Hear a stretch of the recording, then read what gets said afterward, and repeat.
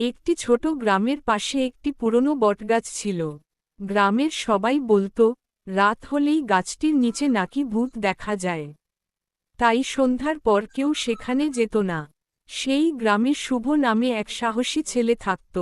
সে ভূতের গল্প শুনতে খুব পছন্দ করত, কিন্তু কখনো ভূত দেখেনি।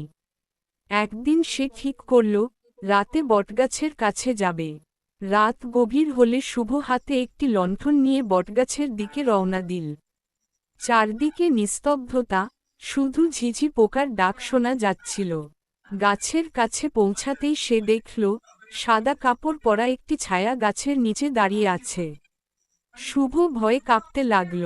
হঠাৎ ছায়াটি ধীরে ধীরে তার দিকে এগিয়ে আসতে শুরু করল। সে দৌড়ে পালাতে যাবে, এমন সময় ছায়াটি বলল, ভয় পেও না। শুভ অবাক হয়ে দাঁড়িয়ে রইল।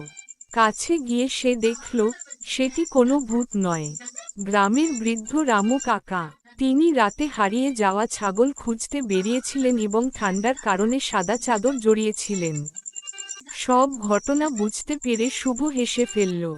পরদিন সে গ্রামের সবাইকে সত্যি কথা জানিয়ে দিল। তখন সবাই বুঝতে পারল, অন্ধকারে অনেক সময় ভয়েই আমাদের চোখে ভূতের মতো মনে হয়।